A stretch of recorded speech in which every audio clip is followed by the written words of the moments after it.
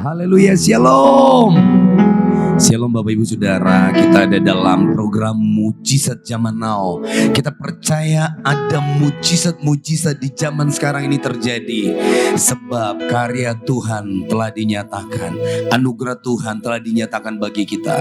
Ketika kita percaya kepada Kristus, kepada Tuhan yang sumber pembuat mujizat, maka Bapak Ibu Saudara, saya percaya mujizat-mujizat zaman now terus Bapak Ibu Saudara dan saya alami dalam nama Yesus. Bapak Ibu Saudara, mari kita sama-sama satukan hati kita. Kita masuk dalam program Mujizat Zaman Now. Kita akan menyembah dan memuji Tuhan, dan kita percaya urapan Tuhan mengalir dalam setiap kita. Bapak, kami mengucap syukur buat hari ini. Kami berterima kasih buat waktu dan kesempatan kami boleh terkoneksi, tergabung di dalam program Mujizat Zaman Now. Kami percaya kami akan menerima urapan yang baru.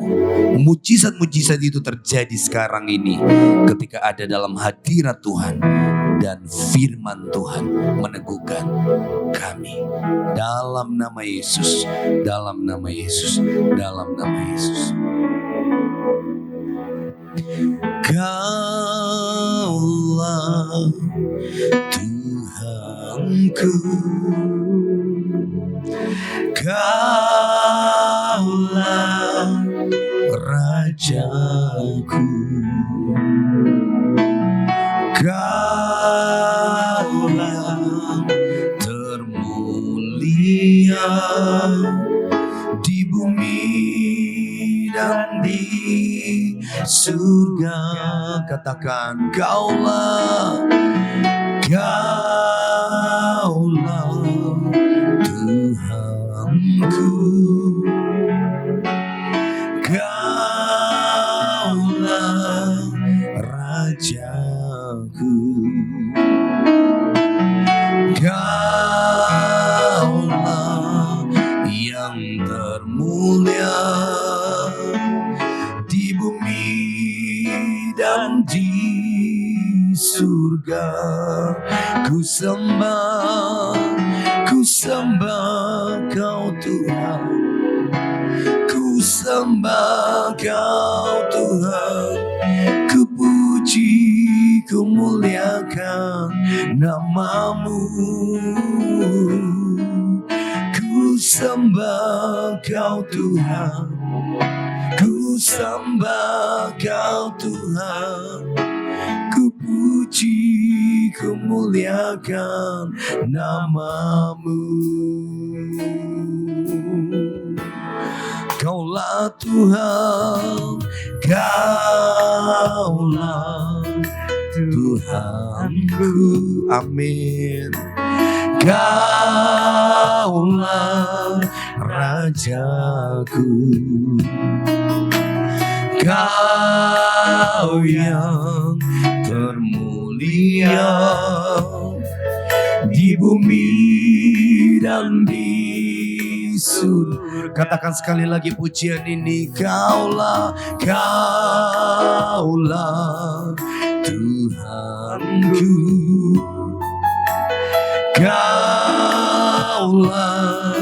Rajaku, Kau yang termulia, amin, di bumi dan di surga. Sama-sama angkat kedua tanganmu, katakan, ku sembah Kau Tuhan, ku sembah Kau Tuhan, ku puji, ku muliakan namamu. Ku sembah Kau Tuhan, ku sembah Kau Tuhan, ku puji, ku muliakan namamu. Ku sembah Kau Tuhan, ku sembah Kau Tuhan, ku puji, ku muliakan namamu. Ku sembah Kau Tuhan, ku sembah Kau Tuhan, Ku puji, ku muliakan nama, ku puji, ku puji, ku muliakan namamu. Kami puji kau Tuhan, ku puji, ku muliakan namamu.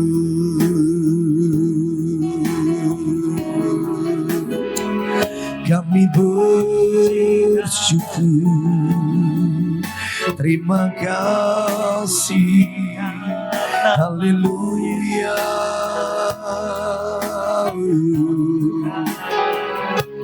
Terima kasih Bapa, ya Allah, ya Allah, kami menyembahmu. Terima kasih Tuhan, haleluya. We worship you. Kami bersyukur,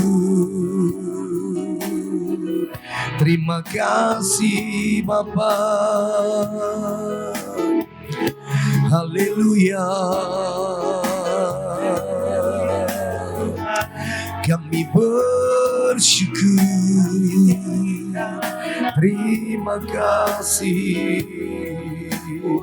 Kami bersyukur buat anugerah-Mu Tuhan. Kami bersyukur buat kasih karunia-Mu Bapa. Terima kasih Tuhan. Oh, katakan anugerah-Mu, anugerah-Mu melimpah bagiku, selalu baru di setiap waktuku. Kebenaran-Mu dan perkenan-Mu mengikutiku.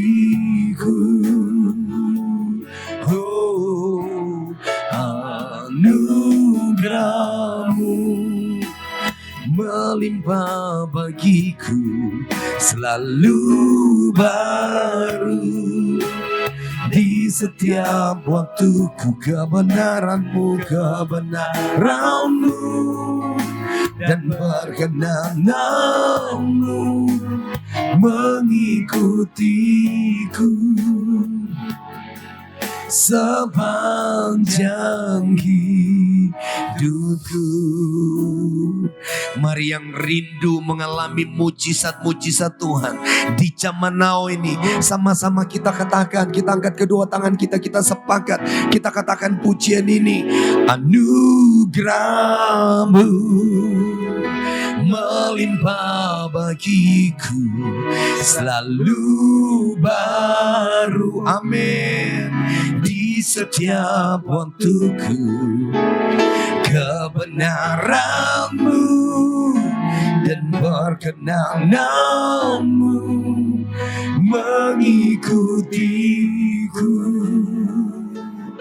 Oh, anugerah-Mu melimpah bagiku, selalu baru di setiap waktuku. Kebenaran-Mu, kebenaran-Mu dan perkenan-Mu mengikutiku sepanjang hidupku. Bapak Ibu Saudara, engkau yang sedang mengalami pergumulan, persoalan atau sakit penyakit, percaya firman Tuhan berkata, cukuplah kasih karunia-Ku bagimu. Kita percaya dalam program mujizat zaman now ini terjadi mujizat-mujizat yang luar biasa. Ketika kita sepakat, kita percaya terjadi mujizat-mujizat yang dahsyat. Mari sama-sama dengan saya kita sekali lagi mengatakan pujian ini.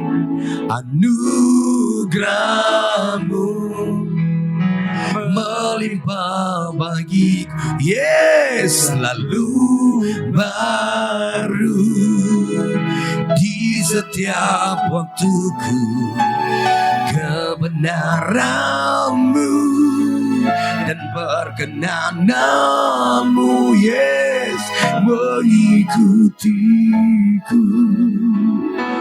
Oh, anugerah-Mu melimpah bagiku, selalu baru di setiap waktuku. Kebenaran-Mu dan perkenanan-Mu mengikutiku sepanjang hidupku. Kebenaran-Mu, kebenaran-Mu dan perkenanan-Mu, kebenaran-Mu dan perkenanan-Mu mengikutiku sepanjang hidupku.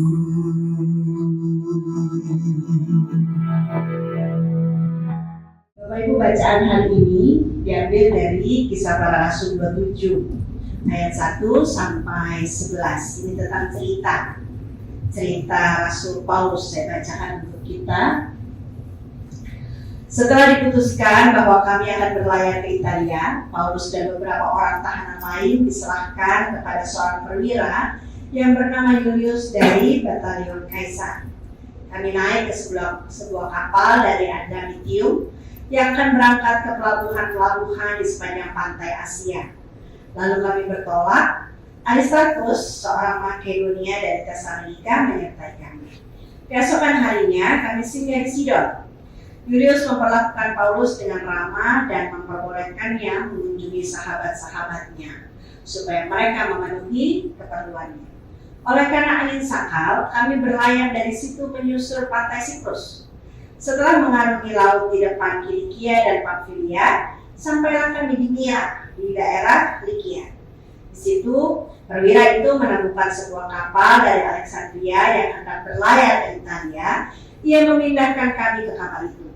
Selama beberapa hari berlayar, kami hampir-hampir tidak maju, dan dengan susah payah kami mendekati Knidus.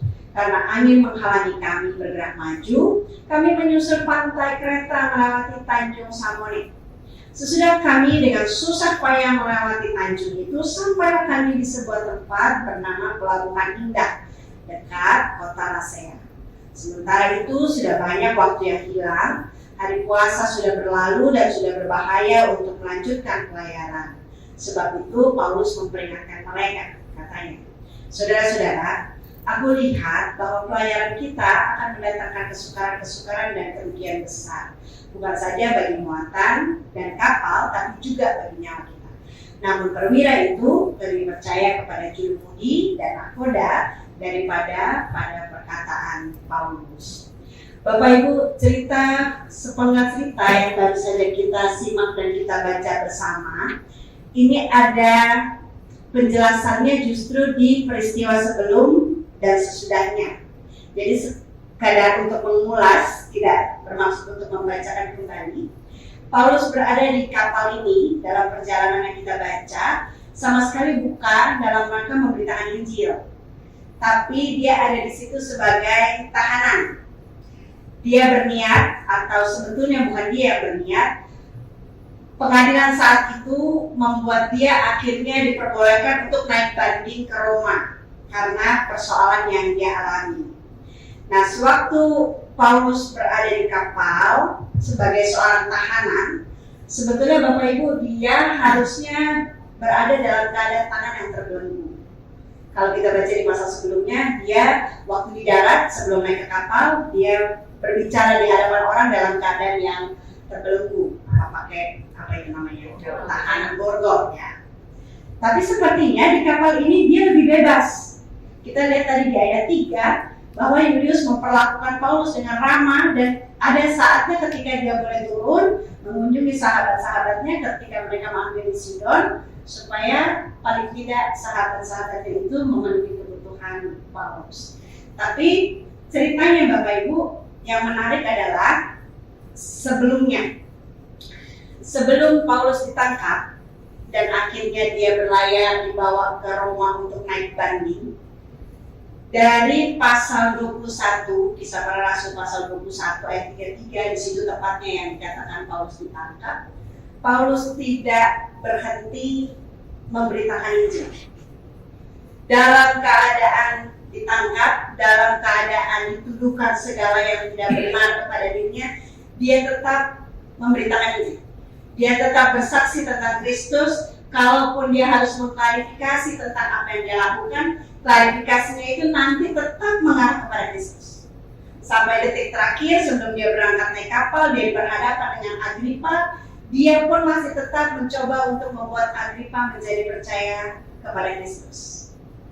Tapi tidak hanya itu, tidak hanya dia, itu mungkin yang dikatakannya, baik tidak baik waktunya, beritakanlah firman. Tapi tidak hanya itu, Paulus rupanya juga gigih untuk bisa dibebaskan.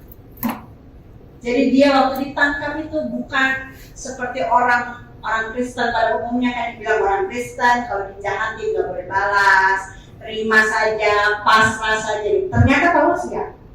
Dia tetap mencari pembebasan bagi dirinya. Kenapa? Itu seperti yang dikatakannya di Filipi. Karena bagiku hidup adalah Kristus dan mati adalah keuntungan. Tapi kalau aku hidup, aku harus menghasilkan uang. Artinya sampai detik-detik terakhir pun Paulus masih berpikir kalau dia hidup itu bukan untuk menyelamatkan nyawanya, tapi dia mau lebih memberitakan Kristus kepada banyak orang. Untuk itulah dia berusaha untuk mencari keadilan. Ketika dia ditangkap tanpa ada pengadilan, dia mau dicambuk, dia mau didera, dia bilang, apa boleh mengadili seorang Roma tanpa ada pengadilan. Artinya dia masih berusaha untuk membebaskan diri untuk bisa memberitakan Kristus. Akhirnya tibalah kita pada bacaan ini. Pihak yang berperan memutuskan untuk mengirim Paulus ke Roma supaya dia diadili sesuai prosedur. Tapi yang kita perhatikan dari bacaan ini Bapak Ibu, dalam pelayanan ke Roma di kapal, sepertinya Paulus tidak banyak bicara seperti sebelumnya. Hal ini tersirat dari caranya Lukas menulis perjalanan ini. Dari yang kita baca tadi ayat 1 sampai 9, Lukas tidak mencatat bahwa Paulus ini ada berbicara apapun kepada orang-orang di kapal. Padahal Lukas itu sebagai pencatat Kisah Para Rasul, dia mencatat dengan detail rute perjalanannya. Setiap kota yang dia singgah ataupun mereka lewati, setiap pantai itu dicatat oleh Lukas kalau kita baca tadi dengan sangat jeli. Dari Adramitium ke Sidon, kemudian Kilikia, Siprus dan segala macamnya itu. Juga apa yang terjadi di setiap tempat itu dicatat. Ketika mereka kena angin sakal, ketika mereka kena topan badai, ketika mereka mulai mengalami kesulitan, dengan susah payah mereka melewati satu daerah, oleh Lukas itu dicatat. Tapi dia tidak mencatat adanya percakapan Paulus dengan orang-orang di situ. Orang-orang di kapal itu pun dicatat oleh Lukas. Dari ayat 1, ada beberapa orang tahanan lain. Lalu ada yang namanya Aristarchus, di ayat 2. Ada yang namanya Julius, kepala pasukan dari Kaisar. Di ayat 11 ada jurumudi dan nahkoda. Tapi tidak ada percakapan apa yang dilakukan, percakapan Paulus dengan mereka. Baru setelah mereka berhasil melewati angin sakal di Sidon menuju Mira, di ayat 5, 6, 7, dengan penuh perjuangan, catatannya begitu, barulah Paulus buka suara di ayat 10. Barulah Paulus mengatakan, aku lihat bahwa pelayaran kita ini mendatangkan kesukaran-kesukaran dan kerugian besar, bukan saja bagi muatan dan kapal, tapi juga bagi nyawa kita. Dalam artian Paulus mengatakan, kalau kita teruskan perjalanan ini, Tidak hanya muatan-muatan yang mungkin akan dibuang ke laut, tapi jangan-jangan mereka pun akan mati. Jadi Paulus sudah mengatakan bahwa ini perjalanan ini kalau diterusin akan membahayakan. Tapi apa yang terjadi? Dia tidak didengar. Perwira itu lebih percaya kepada jurumudi dan nahkoda daripada kepada perkataan Paulus. Mereka tetap jalan. Lalu kalau kita sempat baca lagi nanti, peristiwa berikutnya adalah kapal kandas. Yang mengerikan Bapak Ibu ayat 14 sampai 20 tidak hanya dibilang kandas, tapi mereka sudah dalam keadaan putus segala harapan, ayat 20. Kemudian mereka tidak makan untuk beberapa hari dan keadaannya tambah memprihatinkan. Yang saya mau kita lihat begini Bapak Ibu. Dari Paulus tidak bicara apa-apa. Lalu akhirnya Paulus menyampaikan peringatan ini. Kalau kita lanjutkan, kita akan mengalami bahaya. Apa yang membuat Paulus akhirnya buka mulut? Apa yang membuat Paulus memperingatkan mereka? Apakah karena Paulus itu seorang pelaut yang handal? Rasanya bukan. Pekerjaan Paulus bukan pelaut. Apakah karena Paulus itu seperti orang Majus, masih dekat Natal kita ya, yang bisa meramalkan apa yang terjadi ke depan? Bukan. Paulus bukan ramal. Apakah karena ada bisikan Roh Tuhan? Kalau mengenai bisikan Roh Tuhan begini Bapak Ibu. Alkitab kita Perjanjian Lama dari Kejadian sampai Maleakhi itu cerita membahas tentang karya Allah sebagai pencipta dengan segala dinamikanya dalam hubungan dengan manusia.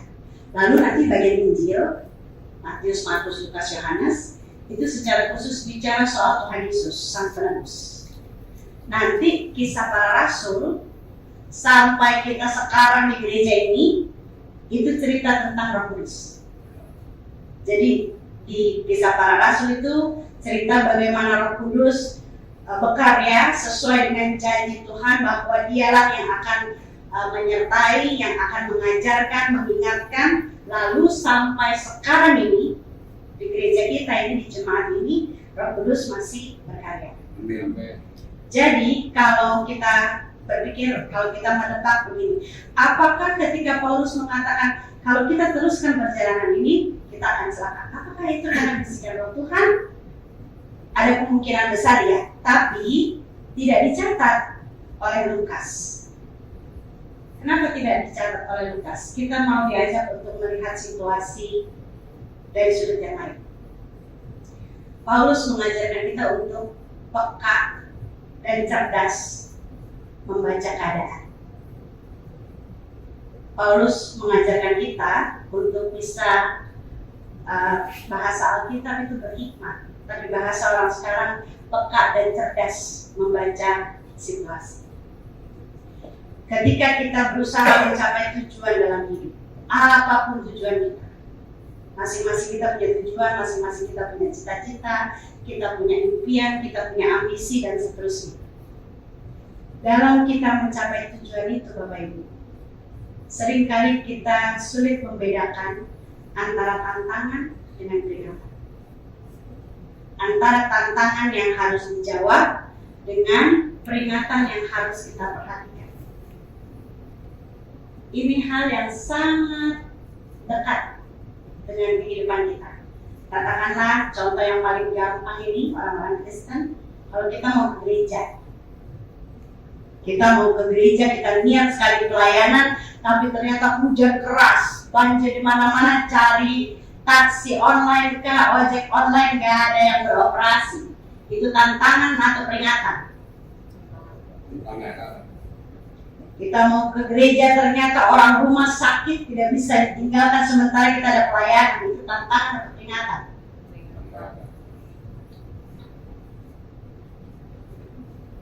Tantangan atau peringatan? Kalau kita mau buka usaha, mungkin sekarang yang lagi gampang itu usahanya itu pasti laku, Menurut mata kita buka bisnis kuliner. Begitu kita buka bisnis kuliner, ternyata kita ditipu orang, kita dicurangi orang, rekan bisnis yang tadinya mau kerja sama akhirnya lari meninggalkan kita. Itu tantangan atau peringatan? Peringatan. Apa itu? Gimana caranya kita membedakan itu tantangan atau peringatan? Orang bijak mengatakan satu kesuksesan selalu dimulai dari satu langkah kecil. Sekarang kita baru melangkah kecil aja kita sudah macam-macam, ditipu lah, dicurangi lah, dibohongi lah, dikhianati lah. Saya rasanya pengennya bicara sama orang muda, jadi saya mau tanya sama orang muda yang belum menikah, sebetulnya kalau ada ya. Kalau kita berkawin mau menikah, ketika sahabat tidak setuju, orang tua tidak restui, teman-teman bilang jangan, itu tantangan atau peringatan? Tantangan. Musibah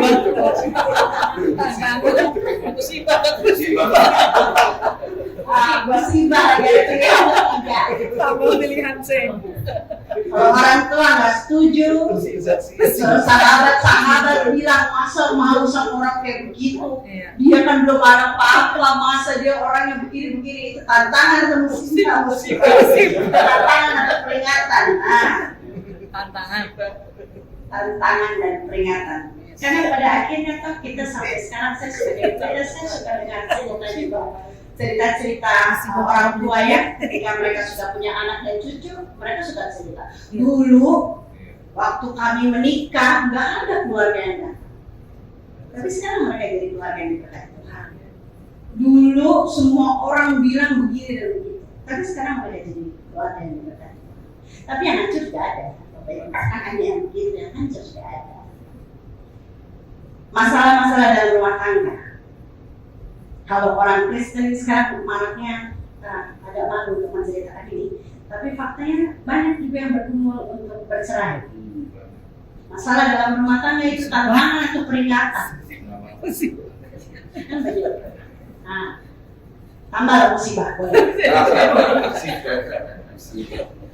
Bapak Ibu, saya baru nonton kesaksian seorang ibu. Dia hidup sama suaminya sudah 2 tahun, 29 tahun dia hidup rumah tangga itu dalam kekerasan. 29 tahun. Tapi setelah itu suaminya bertobat dan akhirnya mereka melayani Tuhan sama-sama. Tapi yang menarik bukan kesaksian itu. Kalau buat orang Kristen itu kesaksiannya udah biasa. Orang Kristen kita menang banyak perkara dalam hidup yang kita menangkan dengan iman. Tapi yang menarik itu komen-komen di bawahnya. Komen-komen itu ada yang bilang, itu perempuan tidak patut dicontoh karena dia bodoh. Sudah tahu kekerasan itu bisa mengancam nyawa, bisa bikin trauma anak-anak dan dia bertahan. Saya coba melihat dari sudut pandang yang lain. Kita sebagai orang Kristen, mungkin keluarga itu, pasangan itu pun bisa mengatakan itu tantangan setelah lewat. Bayangkan ya, setelah lewat 29 tahun KDRT, sisanya saya lupa berapa tahun mereka masih bersama, tapi sampai sekarang mereka masih melayani Tuhan. Sekarang kita semua bisa bilang itu tantangan. Tapi bayangkan di tahun ke-5, tahun ke-15, itu tantangan atau peringatan? Bayangkan. Sampai 29 tahun. Dalam hal ini ternyata dalam kehidupan sehari-hari tidak mudah untuk membedakan apakah ini tantangan atau peringatan. Sementara kita melakukan atau membuat keputusan hidup itu hampir setiap saat. Kan begitu? Hampir setiap saat. Nah, Bapak Ibu Saudara-saudara, bagi kita yang ingin sampai tujuan, kalau kita termasuk orang yang ambisius, yang ngotot gitu, kita akan melihat semua drama itu sebagai tantangan. Kita mau melayani, anak sakit, suami bermasalah, pokoknya jalan. Itu kita lihat sebagai tantangan. Hujan badai, jalan. Itu kalau belum kawin biasanya. Kalau udah kawin suka yang lain, itu bisa dinego kalau udah kawin. Tapi dalam arti kalau kita punya keinginan yang kuat, Semua itu drama-drama itu kita bilang tantangan. Tapi kalau kita tidak yakin dengan tujuan itu, kita bilang sebagai pernyataan. Kan gitu. Tapi yang saya mau kita lihat bersama, ternyata dalam cerita kita ada kalanya, sekalipun menurut kita tujuan kita itu baik dan benar, namun kata Tuhan bukan itu yang kukehendaki. Saya suka sekali lagu tadi, suka-suka Tuhan, benar juga ya. Menurut kita, tujuan kita baik Tuhan, saya mau datang melayani. Apapun kulakukan, tujuan saya baik, saya mau bangun jemaat, saya mau bangun gereja. Tapi ternyata ada kalanya Tuhan bilang bukan. Kurang baik apa tujuannya Daud? Dia mau bikin bait Allah. Dia bilang, masa saya tinggal di istana, tabut Tuhan ada di kemah, saya mau bikin bait Allah. Tuhan bilang tidak, anakmu yang bikin. Daud kasih lihat dia punya niat baik. Dia siapkan materialnya, dia siapkan petugas-petugasnya, dia siapkan tata letaknya. Tuhan bilang tidak, segitu aja. Dan ini yang membuat kita akhirnya sekarang mulai berpikir. Kita pun sering kali berada di situasi yang sama. Saya mau anak-anak saya ini baik, terdidik. Tapi ternyata Tuhan bilang nggak begitu. Kita nggak terima. Tuhan, ini anak-anakku, saya mau dia baik. Tapi ternyata bukan begitu. Tuhan bilang nggak itu, nggak tahu gimana. Waktu kita mengalami itu, kita akan bilang nggak tahu Tuhan maunya apa, ya suka-suka Tuhan. Karena itu pertanyaan membedakan antara tantangan dan peringatan. Ini menurut saya pertanyaan yang membuat kita mau tidak mau bergantung penuh pada Tuhan. Karena memang ada saatnya satu perkara itu tantangan, tapi dia bisa jadi peringatan di saat yang lain. Padahal perkaranya sama. Saya mendapat jawabannya. Jadi untungnya Bapak Ibu, sebelum saya baca kisah para rasul ini berapa minggu yang lalu saya baca Keluaran 3, misalnya Keluaran 3 ayat 7, Keluaran 7 ayat 3, kembali. Keluaran 7 ayat 3. Tetapi aku akan mengeraskan hati Firaun dan aku akan memperbanyak tanda-tanda dan mujizat-mujizat yang kubuat di Mesir. Ini kata-kata Tuhan kepada Musa dan Harun. Musa dan Harun menghadap Firaun. Kata Tuhan, aku akan mengeraskan hati Firaun, aku akan memperbanyak tanda dan mujizat. Kalau saya jadi Musa, saya akan bilang Tuhan cari perempuan lain aja. Kita disuruh datang ke orang, suruh ngomong, tapi Tuhan sendiri yang bikin, dia gak akan berubah pikiran. Coba. Apa nggak mendengarkan gitu? Pas bilang cari perempuan lain Tuhan, jangan saya. Tapi lihat, yang saya suka dari ayat ini, Bapak Ibu perhatikan ya.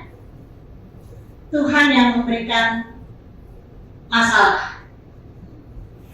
Tuhan yang keraskan hati Firaun, tapi satu paket dengan itu, aku akan perbanyak tanda dan mujizat.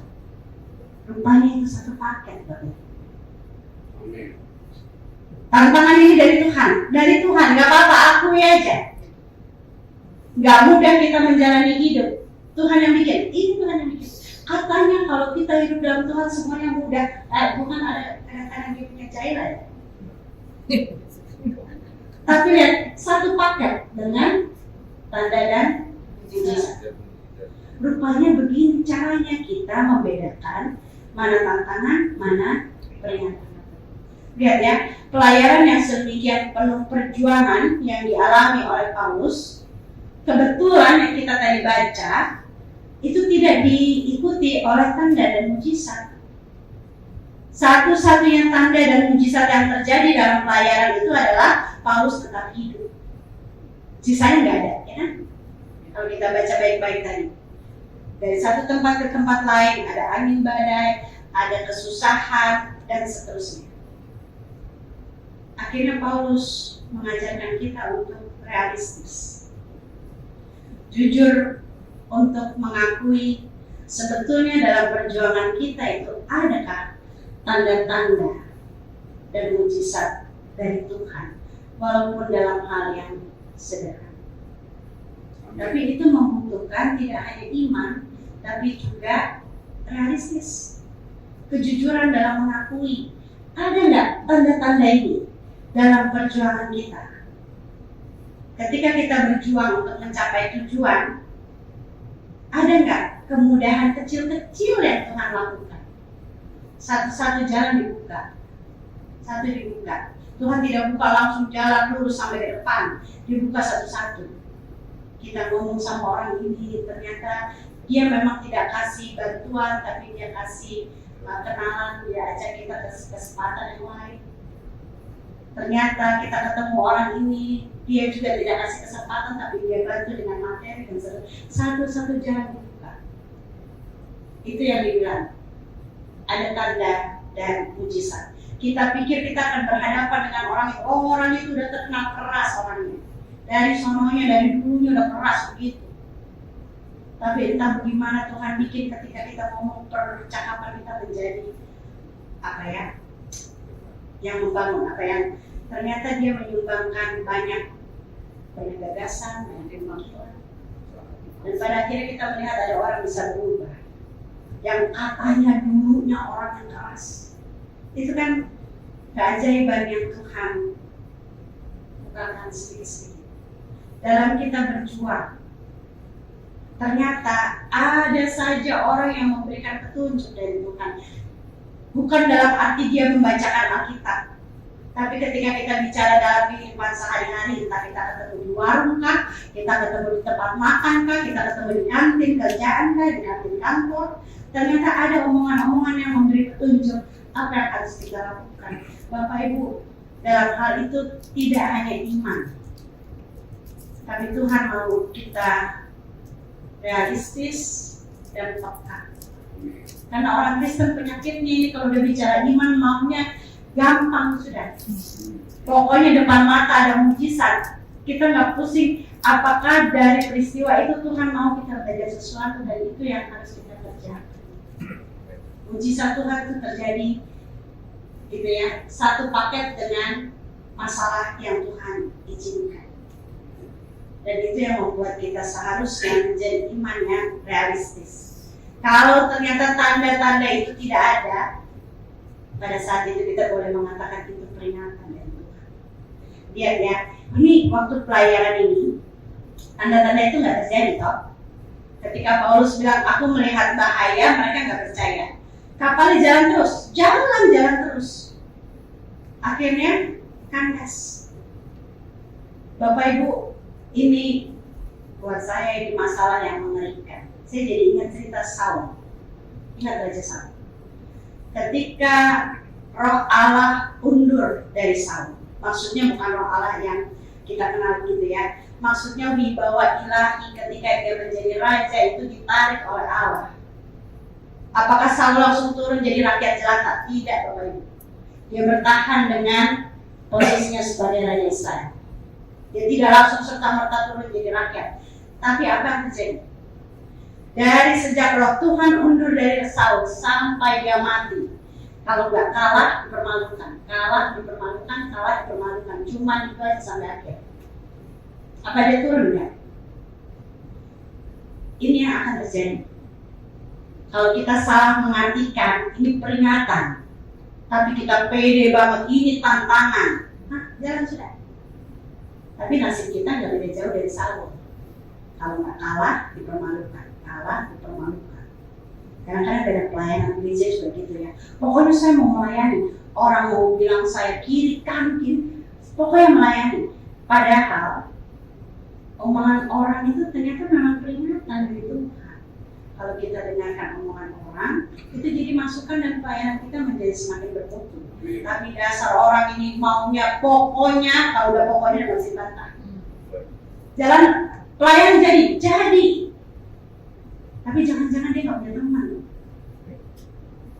Jangan-jangan pelayanan jadi, ibadahnya jadi, megah, orang yang banyak datang banyak. Tapi apakah dia dapat berkat? Nanti terakhir dia pulang ngomong capek badan lah, pengorbanan ini. Kenapa? Dia tidak bisa mengartikan ini tantangan atau peringatan. Nah, yang kedua yang saya suka dari cerita ini adalah kenapa Paulus diam saja dan baru bicara ketika sudah terlihat bahaya. Karena Paulus lagi mengajarkan kita begini Bapak Ibu, ada saat dan tempat ketika kita harus bersuara, tapi ada juga saat dan tempat ketika kita harus diam. Sebelum naik kapal, Paulus itu gigih bicara soal Kristus, soal iman, soal firman Tuhan. Tapi ketika di atas kapal dia diam. Mungkin karena suasana yang mencekam dari awal sampai akhir di perjalanan ini tidak baik, selalu banyak masalah. Mungkin karena cuaca yang tidak mendukung, Paulus memilih diam. Sementara yang sering kita temui adalah orang-orang yang justru memanfaatkan situasi mencekam ini dengan memberitakan firman Tuhan, dengan bersaksi. Salahnya di mana? Nggak salah, salah tempat aja. Dalam keadaan normal, dalam keadaan stabil dan baik, itulah saatnya kita bicara firman Tuhan. Itulah saatnya kita berdiskusi, kita belajar.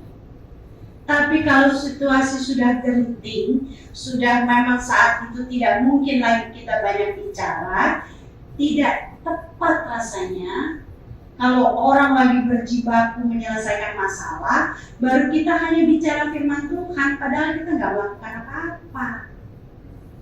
Kan itu yang diperlihatkan. Paulus dia diam, tapi bukan diam pasrah menerima keadaan, bukan. Kenapa Paulus diam? Karena inilah saatnya dia mengambil sikap dan dia bertindak sesuai dengan imannya. Iman yang dia khotbahkan selama ini. Jadi yang pelajaran dari sini yang saya suka adalah dalam keadaan-keadaan tertentu, katakanlah dalam keadaan genting, iman kita itu diuji dalam sikap dan tindakan. Karena pada kenyataannya, Bapak Ibu, banyak orang Kristen itu fasih sekali bicara soal iman, fasih sekali bicara soal firman Tuhan. Ayat dia hafal, tiap pagi dia bangun paling pagi di WA dia kirim duluan. Sebelum yang lain bangun, pokoknya dia mesti kirim duluan. Salah, enggak juga. Tapi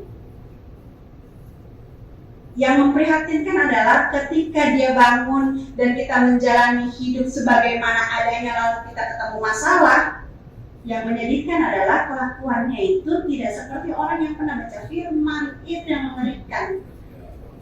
Dia bangun pagi, selamat pagi, bersyukur untuk pemeliharaan Allah. Kapan siang dia mesti bayar tagihan, baru dia mencuri, dia bohongin orang, ini orang, kan ajaib gitu. Karena firman itu, kalau menurut pengalaman Paulus, seharusnya dalam situasi itu dia menjadi dasar kita mengambil sikap dan tindakan. Tidak usah lagi dibicarakan, cukup dijadikan dasar lalu diwujudkan dalam tindakan yang tepat.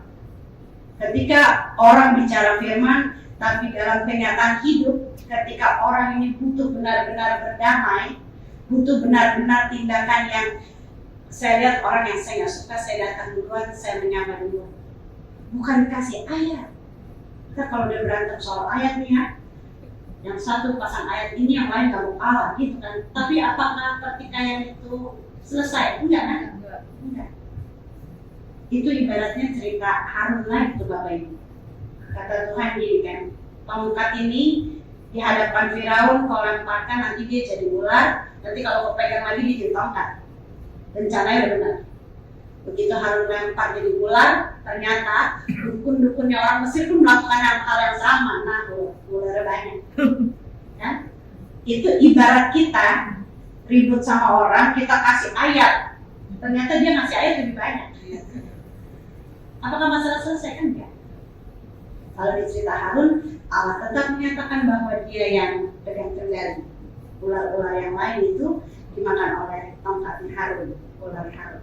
Tapi yang saya mau katakan adalah ada saatnya firman itu, benar kata Paulus, tidak lagi dibicarakan waktu dia di darat, dia dengan gigi baik atau tidak baik waktu yang diberitakan. Tapi ada saatnya yang dia tahu bahwa ini bukan saatnya bicara, tapi saatnya bertindak sesuai iman. Jangan lari dari situ. Kan gitu. Paulus memperlihatkan ada saatnya kita bicara, bersaksi, mendiskusikan, mengajar firman Tuhan, tapi ada juga saat kita berhenti bicara untuk melakukan tepat seperti yang kita ucapkan. Pada saat itulah kemuliaan Tuhan nampak dalam sikap dan perbuatan yang didasari oleh iman. Jadi kita memuliakan Tuhan itu tidak hanya dalam peristiwa yang besar, yang yang spiritual sekali, pengalaman-pengalaman rohani spiritual, tapi justru ketika kita berani dalam hidup melakukan tepat seperti yang kita bicarakan, melakukan tepat seperti yang kita imani, mengamini apa yang kita imani. Disitulah kemuliaan Tuhan nampak. Amin. Mari kita berdoa. Puji syukur Tuhan kami panjatkan nama-Mu Tuhan untuk setiap jemaat-Mu, untuk setiap penonton, untuk setiap netizen yang menyaksikan acara ini, acara mujizat zaman now ini. Yang sakit Tuhan sembuhkan karena Tuhan mau dan mampu menyembuhkan kami. Karena nama Yesus ada di atas segala nama, ada di atas segala nama penyakit kami.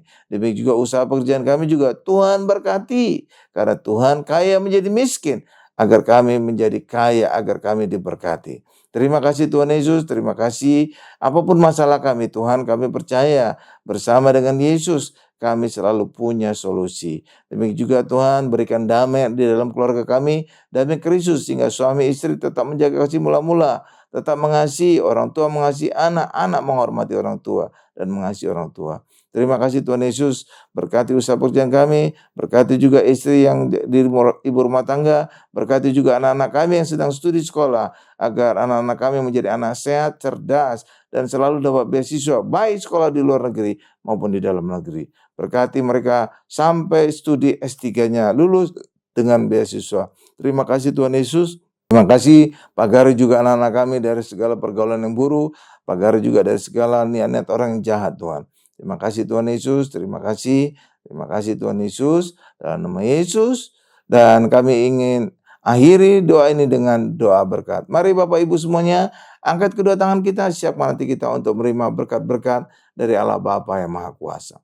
Berkat dari Allah Bapa yang Maha Kuasa, kasih karunia dari Tuhan Yesus serta penyertaan Roh Kudus menyertai kami semua mulai hari ini sampai selama-lamanya. Haleluya, sama-sama kita berkata amin. Haleluya, puji nama Tuhan. Bapak Ibu Saudara, kita bersyukur kita sudah menyaksikan program Mujizat Zaman Now. Lewat pujian penyembahan, lewat kesaksian, lewat firman Tuhan yang luar biasa. Saya percaya Bapak Ibu Saudara, kita semua sudah diberkati dan kita menerima mujizat-mujizat yang luar biasa. Karena nama Tuhan yang penuh dengan kuasa.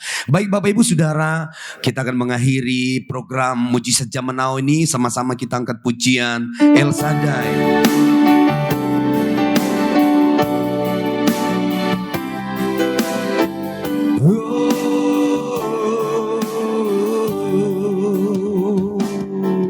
El Shaddai, El Shaddai, Allah Maha Kuasa. Dia besar, Dia besar, El Shaddai mulia, El Shaddai, El Shaddai, El Shaddai, Allah Maha Kuasa. Berkatnya melimpah, El Shaddai. Berkatnya melimpah,